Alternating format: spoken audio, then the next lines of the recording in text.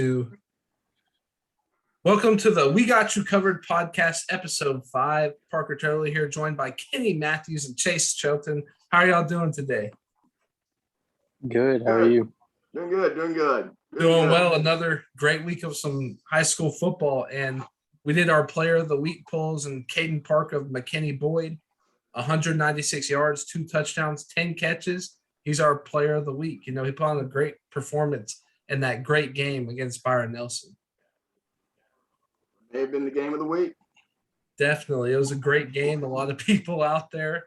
So, Kenny, I'm going to let you get started first. Talk about some of the exciting games that are going to be going on this week and, what happened last week with the games you were at. I'll start with the games that I was with last week. I had a couple of mismatchers, some M&Mers, baby.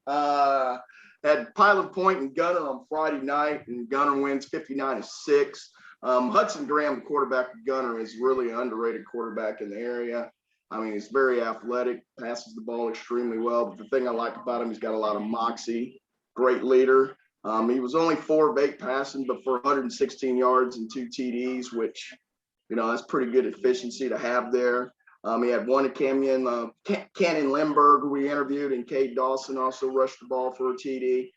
Gunner basically I think they had 471 yards of offense. Could have had more, kind of called off the dogs late in that game. I was really excited because Pilot Point's got one of the best linebackers in the country in Ice Harris. He made a lot of tackles, but unfortunately they were 6 and 7 and 8 yards down the field. So it looks good in the stat book, but it's not going to be one that he's going to be putting on his huddle anytime soon. But hey, Pilot Point was great to us, the hospitality. Never been out there for a football game. It was really nice to go back to the small guy atmosphere again, kind of remembering what this time last year when we had COVID and we were kind of really paying attention to the small guys. So it's kind of nice to get back to that environment again. But yeah, Gunner showed again why they're top 5 team in 4A again. I mean, in 3A. I think that they're going to be, they talked about it at nausea at the end of that game about losing the Canadian last year and that regional last year. Again, it seems like they play annually in that region down in, I believe, in Vernon. I think they've been playing in Vernon for about 5 out of the last 6 years. But yeah, they said that they kind of took that game lightly, which kind of surprised me considering the fact that you play Canadian about every year and it means you go to state. Why would you take them lightly? Maybe got a little full of themselves. They had that big win at Globe Park. I believe you did that game with me, Parker, last year, to get to that game last year. And so you can see that they're just renewed.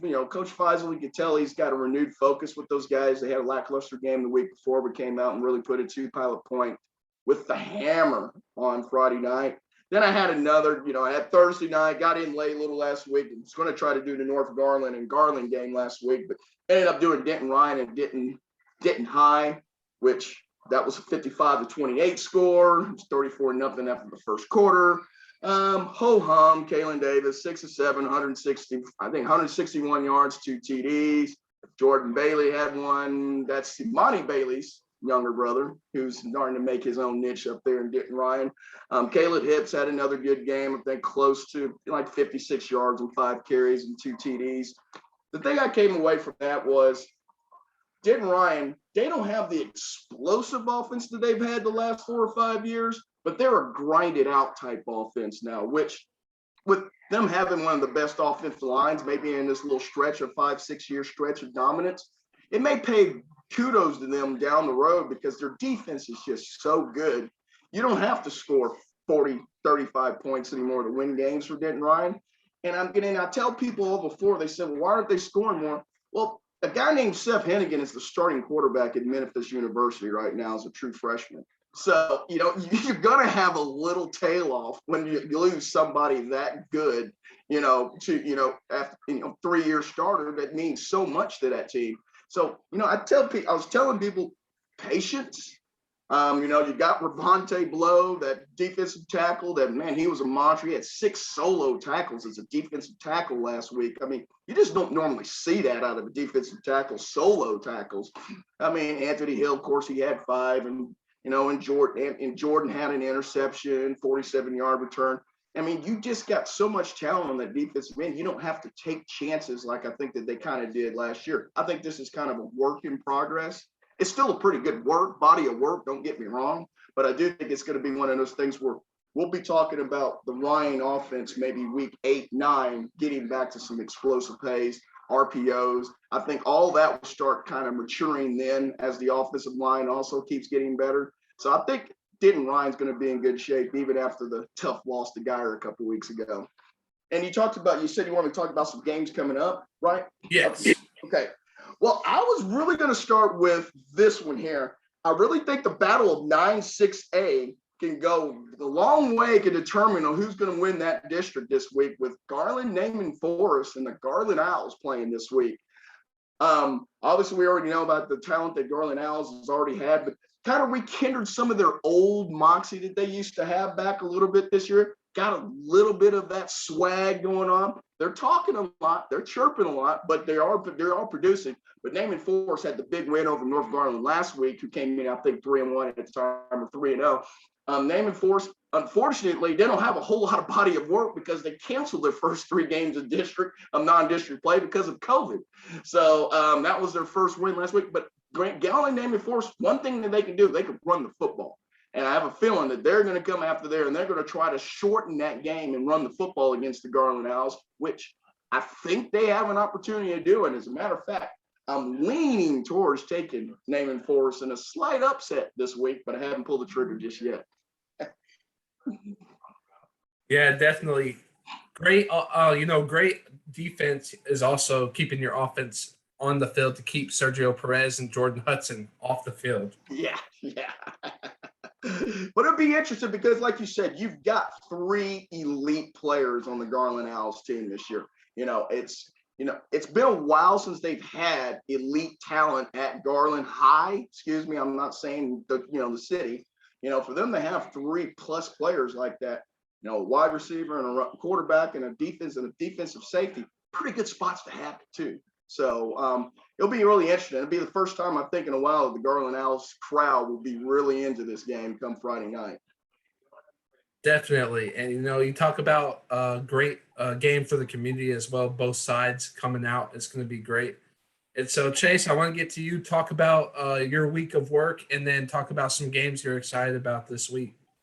Yeah, so last week I got to cover the Southlake versus Martin game. Going into it, as probably a lot of people thought, I thought it was going to be actually a closer game. Both teams are ranked in the state. Both are very dominant teams. We all know about Southlake and Martin, what they can produce. But this game just went to Southlake. The very first quarter, maybe not the first half quarter, I thought maybe Martin would give Southlake a little bit of a taste. They were, moving the ball very well. It looked like Southlake was having some trouble, but the coaching staff called a timeout early, got those guys in a huddle, and they never looked back. We all know Southlake's defense is stupid good. If I could probably say they might be the best in the state. They've got so many guys all over the place. And one of the dudes that I personally enjoy watching, and if you've covered him, I know Kenny has, Josh Spaeth, the safety. He's very underrated. He's not a big dude. He does not look like he's going to be, that dominant guy, but he's a leader on that team, very vocal, good punt returner. Now, he didn't get any flashy plays, but there was a punt when he led a block, and probably one of the nastiest blocks I've seen. He put a shoulder into the Martin dude and just dropped him. Southlake, that whole bench, the whole fan base got excited. That just amped him up.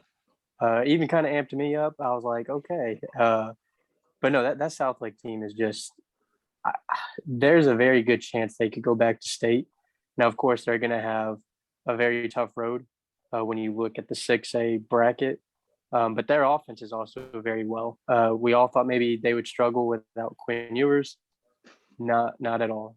They've had good matchups this year. It's not like they're playing just little schools. They've got some good games, and they are showing they're fine.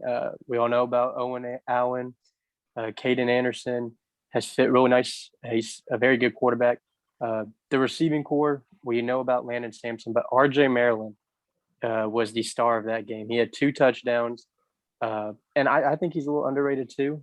Now he is a Boston College commit, so he's earned his stars and earned his way. But 6'4", 200 pounds, just a solid target. And he was all over the field making great catches.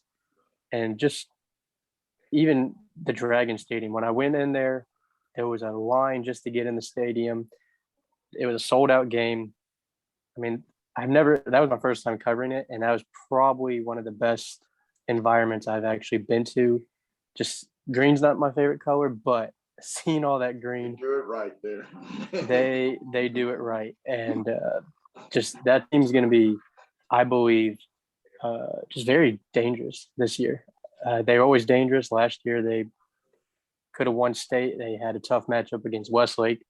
But this year, I would not be surprised if they make it back to state. And then you talked about games this week. I actually have not figured out what game I'm going to do. There's a couple on my list.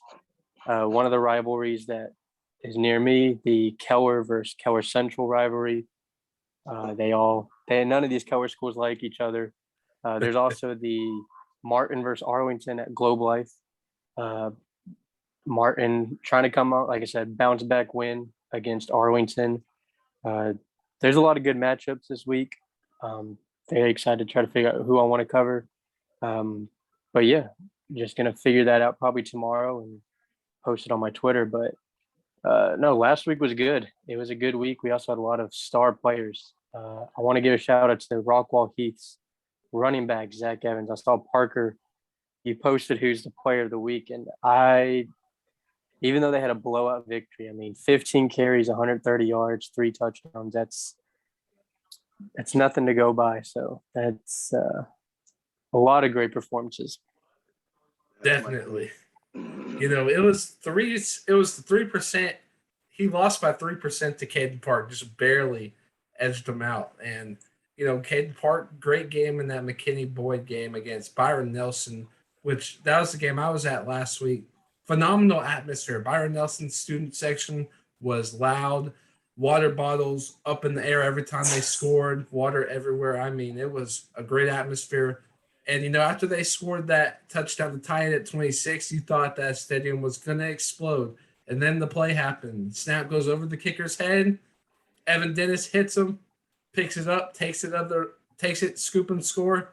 Great play. And then Carter Whitefield, big running back, runs it out. And when that happened, I kind of just looked at Peyton and I stood there with my mouth open in awe because I was like, the kicker should have just fell on it, not done anything, tried to make too much happen. And what happens is 2 points the other way. And then that big O line of McKinney Boyd and Carter Whitefield just bring it home with the running game in the last 2 minutes. So, that was a crazy game.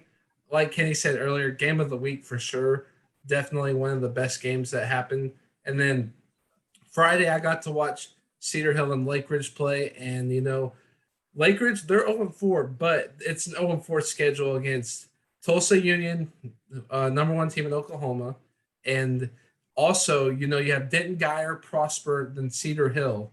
And so that's a very tough non-conference schedule. And they lit up Cedric Harden. They lit him up. They sacked him 5 times, really hit him with that blitz. And, they play fast. They're really young. And so they may not make the playoffs this year, but they're a young, exciting team. And they have a lot of young guys playing really well. Even though their record may not say it, they're playing some tough teams. And I think that'll benefit those young sophomores playing teams like that at a young age. But Cedar Hill, Cedric Harden, I wanted to talk about him. Running the ball, he's fantastic, but they have no passing game whatsoever with him. It's just scramble and chunk it up and hope he catches it. He's a physical runner, but, sometimes when he got hit, you worried about if he'd get up or not and, if he'd be on the sidelines. So interesting. Cedar Hill seems like it's going to be a down year, but that was a really good game. Lake Ridge kept it close the whole time, had some opportunities to win, but that's just a young team. But Cedar Hill, their offensive line is not as good as they've been in the past either. They've lost some guys and, that size is not there that they've had in the past. And so moving on from that, we're going to go into the pick'ems. Kenny, do you have any players you want to shout out first? Any great performances you saw that you want to shout out before we get to the pick'ems? I mentioned already earlier. Yes, I do have one. I've got Martavius Hill for Aubrey. He had 18 tackles and 2 sacks last week. I mean, that's called filling up a box score on the tackle side of things for sure. Also want to give out a shout out to Owen Allen. 4,000 career yards already rushing the football. You know, I mean, you're talking about a guy that's not even halfway through his junior year, and he's got 4K already. So, you know, God willing, he stay healthy. You know, he's going to put that number into an astronomical number there at South Lake Carroll. So please look at the rushing records and TD records at South Lake Carroll, because this guy is going to be approaching a lot of them health if he's healthy for sure. And my last one would be to Coach Tamples. 300 career wins. I loved what he said at the end of the game last week. It's not the first black coach to do it. He said, I'm just one of the coach to get 300 wins. You know, he thanked the staff, thanked a lot of people along the way. And what you could say about Samples, I know that there's some deterrence towards and against him, whatever, but the guy gets results, and he does make his people better. He makes his young kids men. And that's the one thing that you can't take away from him at all on that. And 300 career wins, man, that shows a lot of longevity, but it also shows that he's coached a little bit of talent in a few places that he's been around the Metroplex that's, you know, been pretty good. But yes, shout out to old Coach Samples, man. I love him to death. So 300 wins, man, it's a big achievement. Definitely a huge achievement. And Chase, do you have any more shout outs you want to give? Just a couple. One of them, Lovejoy's receiver Parker Livingstone. He's had multiple weeks. I think all 3 weeks he's had very good games. Yeah. This past week, 4 catches, 124 yards, and a touchdown. They beat Denison pretty bad, 49-7. I actually thought Denison could pull off the victory or make it closer. This Lovejoy team, I know I'm biased, but they're dangerous. Their passing game is dangerous. And another guy, Jackson Arnold for Geyer, 29 of 41, 337 yards and 3 touchdowns in a very good game against, I can never pronounce a school. Humble. Atastasita. Thank you. Thank you. But yes, that was probably one of the other big games coming into it. 2 of the top 10 teams in that district or in that class. And Geyer has had a very good year. Beaten Ryan. Now they've beaten this team. Geyer's a team that I think we could also consider that they could be on a championship run, maybe in these playoffs. But yeah, no, those are 2 defense, that's for sure. For sure. So yeah, those 2 guys. I already mentioned Zach Jones. There's a lot of great guys. Evan Stewart, if you haven't seen his highlight reel, he is tearing it up. He's not even, I'm not going to say he's a receiver. He's just an athlete. He's, I made a tweet that we'll be seeing this dude play on Sundays. I hope this tweet lives up in about 3 to 4 years, because the dude is a freak of nature. He is one of the best athletes I've ever seen with my own eyes. So, yeah, no question.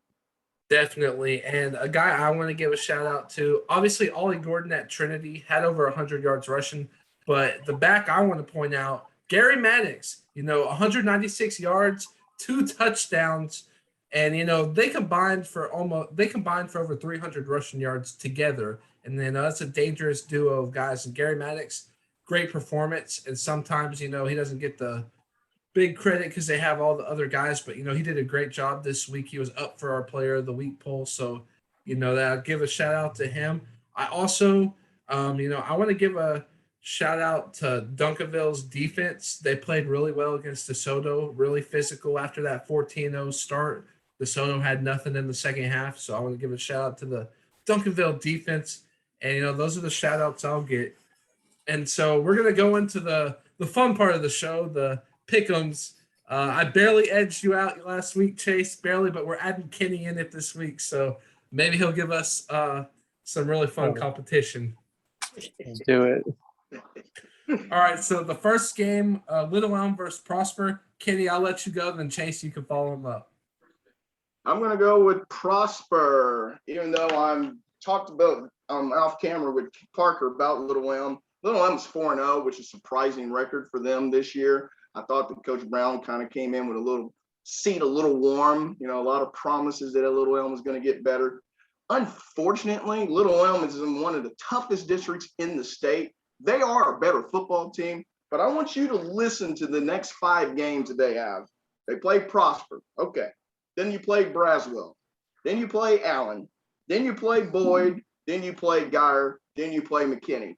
I mean, we're looking at a 4-0 team right now that can inconceivably be 4-5 in 5 weeks. And then everybody's talking about Coach Brown not doing a great job. That district's just very unforgiving. Until they start winning some of these games, I'm not going to pick them, but I will take Prosper in that game. Yeah, I'm gonna agree with Kenny. I think Prosper wins this one.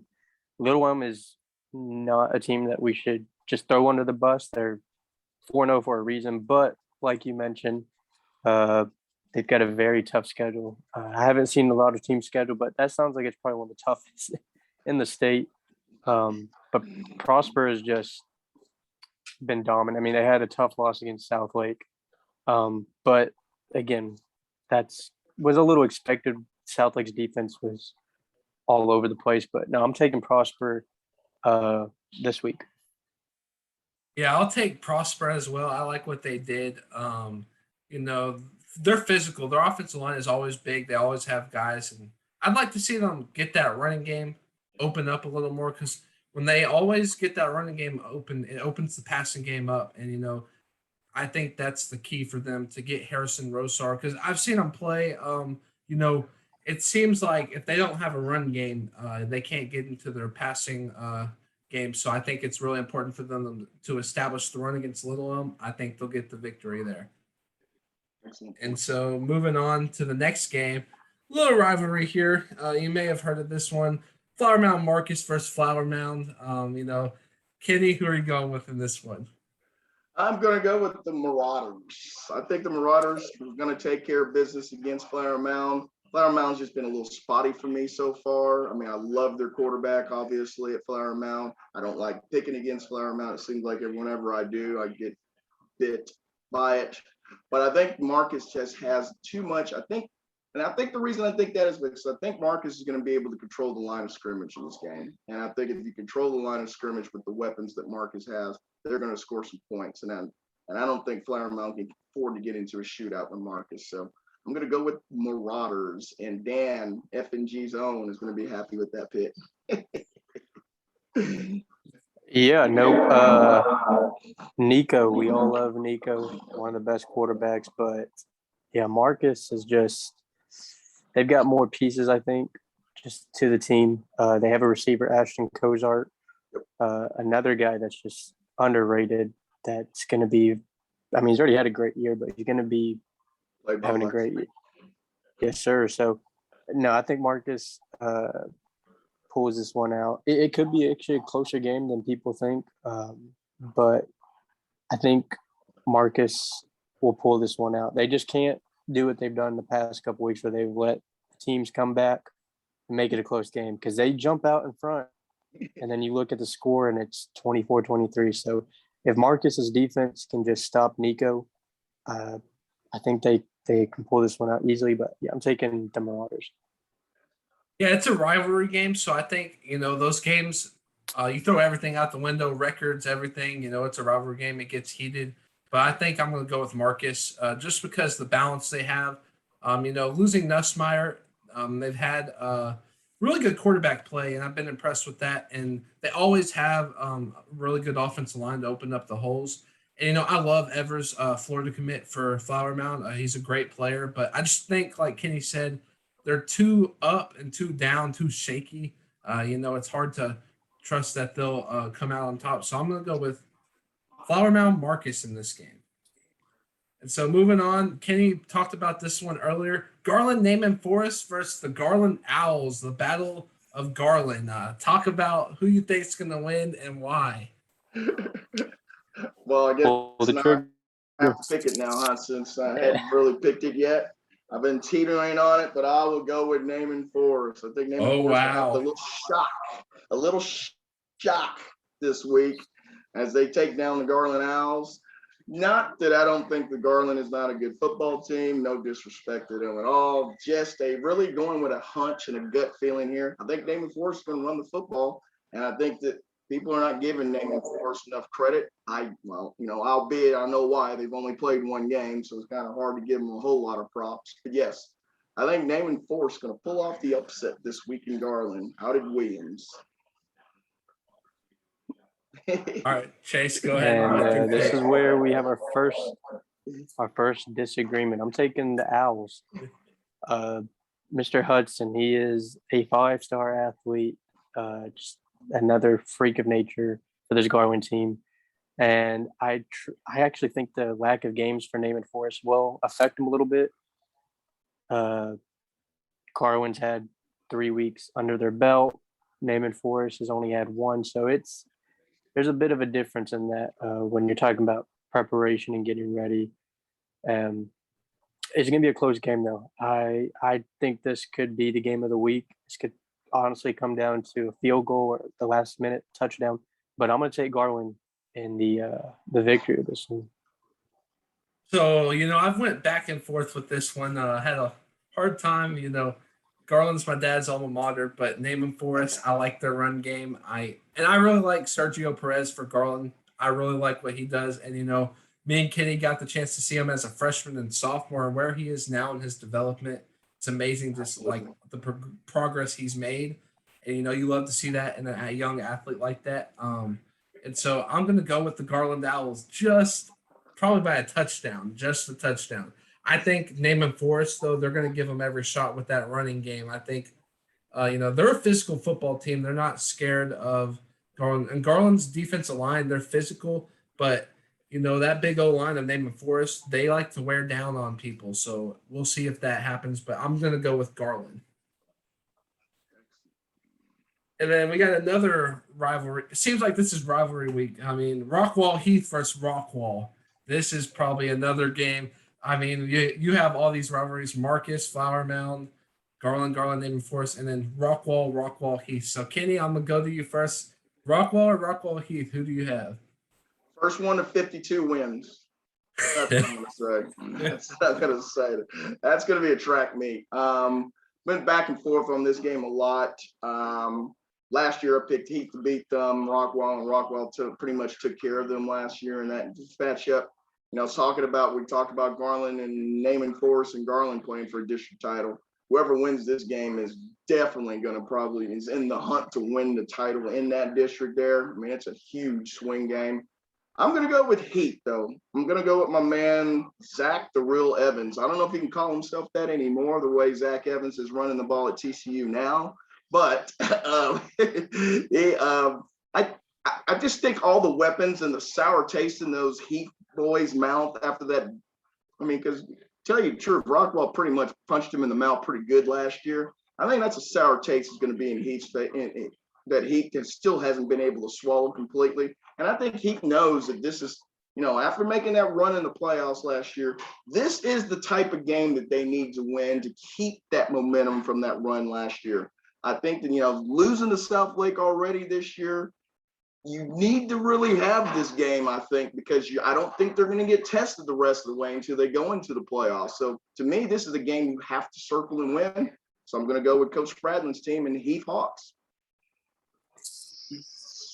Yep, I'm going to agree with that. I think Heath wins this one.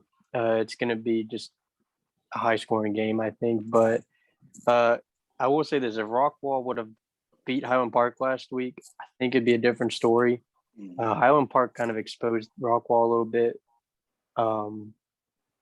But, yeah, no, they got too many weapons on that Hawk team. I mean, Josh Hoover, a great quarterback. Jay Fair, great receiver. And like you said, Zach Evans. So there's 3 weapons on that offense that is already tough to stop. Rockwall. Landis. I mean, we're loaded. You can keep naming. I mean, this Rockwall team, they've got some players too. Locke, Noble Johnson, who 2 weeks ago was making that highlight reel where he trucked the defender basically. But a running Yeah. back. I mean, they're Yeah. loaded. Yeah, I think this is gonna be a great game, but I think Rockwall, Heath, they gave South like the only test this year, a good test, and I think that kind of shows more about this team. And I'm taking Rockwall Heath from this week. Definitely. And, I have to agree. I'm going to take Rockwall Heath. I like what they do offensively. And you mentioned all the weapons. And so we're going to speed it up a little bit here. We have 8 minutes left on the Zoom call. And so this next one, another great game, McKinney Boyd versus Denton Braswell. Kenny, who are you going with? Boy, I'm telling you, every fiber in me is telling me to take McKinney Boyd, but I just think that Braswell, I was very impressed with Braswell's win last week.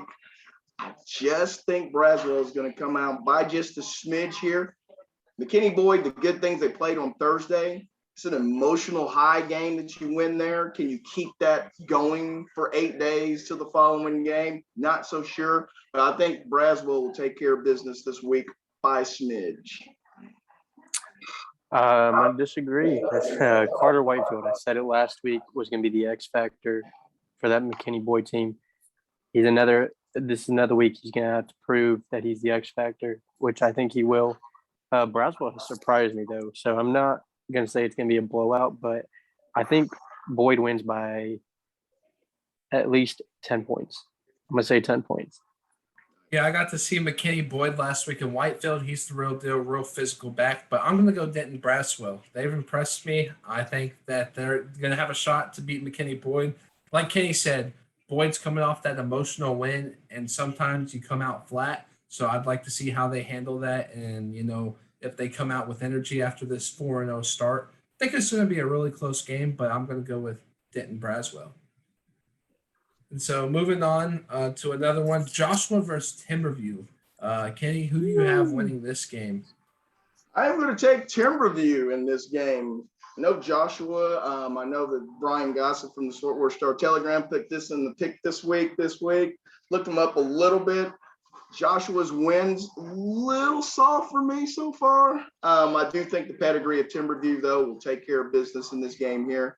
I know Timberview is not what they were maybe just a couple of years ago, but I do believe the Timberview is still a good football team, and I think they'll take care of business. Yeah, I agree. They've struggled this year a little bit. I thought they'd have a better year, but I think they still have good players on that team, and just the program itself has been dominant, and that still kind of edges them a little bit in this week. So I'm gonna take Timberview in a close game. I think Joshua will give up a good fight, but I'm gonna take Timberview. I think Terry's had a down year with COVID issues and injuries, both becoming a factor, and they're still dealing with that. So I'm going to go with Joshua. I think that they have a chance. I'm going to go with the upset in this one. I know Gossett will love this pick. He loves Joshua. So I'm going to go with Joshua in this game in a close one. Barely edging Timberview out. They're healthier. Definitely, they are healthier. But, I'm hoping Joshua can just barely pull this one out. But Timberview, they still have great players, and it should be a good one. And so this next one, both these teams are on the rise. Keller Fossil Ridge versus Eaton. Who do you have winning this ball game? This is one of those games here that I think is a swing game for playoffs in that district there. I think that whoever has a huge leg up, in this game. Now I'm going to go with Eaton, the up-and-coming Eaton team here. They've had some nice wins here going forward. They started playing better at the end of last year. You see some momentum growing with that Eaton team going through. And the other thing, I just got a feeling with it being a home game, I think you almost got to circle those home games in district and say we got to win these, especially if you're the middle of the pack or fighting to get into the playoffs. And I think that would give Eaton just a slight edge in this, even though I like the massive turnaround that Fossil Ridge has had from just 2 years ago when they were ugly 0-10. I mean, they've done a great job. You and I, we did the quarterback school, the camp this past summer. He's looked really well. I'm not sure defensively they're up to speed to hold back Eaton, so I'm going to go with Eaton. Landon Chambers. That's all I got to say. The dude has had back-to-back weeks of just pure dominance. Even though I believe they lost last week, he still racked up over 100+ yards. Another one of the good backs in Texas that doesn't get as much credit as I think he should. And I think he's going to be a problem for this Eaton team. The defense for Fossil Ridge is going to struggle a little bit. Eaton's got one of the best offensive linemen, Hunter Erb. Dude's a monster. And that helps a lot. But I think at the end of the day, I think the running game for Fossil Ridge will help pull off a victory, a close one. I think it's just going to also the turnover battle. Who makes the more critical mistakes will probably lose the game, which I think will go in the favor, though, of Fossil Ridge. So I'm going to take Fossil Ridge this week. Yeah, I like Fossil Ridge as well. Landon Chambers has not had a game with less than 100 rushing yards, very impressive, or less than 2 touchdowns in any game this week. So I'm going to go with the running attack, carrying inexperienced sophomore quarterback in Logan Cundiff. He can run, but I think having Chambers helps balance that out. And so next game, Grand Prairie versus Sam Houston. Kenny, who do you have winning this game? I know Matt Davison is going to be mad at me because I am going to take Sam Houston. Wow. Sam Houston had a very surprising year so far. Grand Prairie's been a little up and down a little bit on this side, but I'm going to go with Sam. I'm going to go with Sam Houston. Sam Houston has been a program that's been down for a while, starting to play a little better. I always say it's always better when the Arlington schools are good. And it's nice to see the Arlington schools getting a spike up in some places and playing better. But I'm going to go with Sam Houston in this one. And it's going to make some people maybe raise their eyebrows Saturday morning. But yes, Sam Houston with the upset. I'm going to agree with Kenny. I think Sam Houston pulls off the upset. I like Grand Prairie, though. I like that the team, the Gophers, just something about them. I kind of want to root for them, but I think Sam Houston's got this. I think they also going to be a team that maybe not this year, but in the next year or two, they will also be pretty dominant. So I'm going to take Sam Houston this week. I'm going to go with the Gophers of Grand Prairie, Savion Red. Close game. I was thinking about taking Sam Houston, but I'm going to go ahead and go with the Gophers of Grand Prairie. That Savion Red, too much for them, and Chris Duckett on the defensive line will dominate. And so we're running a little low on time, a minute and a half left. So Kenny, the last 2 games, I'll let both of you pick them. McKinney versus Denton Geyer, and then Fort Worth Brewer versus Crowley. I've got Geyer, and I'm going to go with Peterman's Brewer Brunch. Yep, Geyer and Brewer. That's who I'm going to take this week. I'm going to go with going to be a dominant. Yeah, Geyer's been dominant this whole season, and I think I'm going to go with Geyer and Brewer as well. And so, that's going to end episode 5 of this podcast. Thank you guys for joining me. It was great, and hopefully some people won't be waking up too mad on Saturday morning with some of these picks. Thanks, guys. Enjoyed it like always, man. See you next week. See y'all. See ya. Definitely. Thank you guys for tuning in. Subscribe to Friday Night Glory's YouTube account, and thank you so much. We'll be back next week.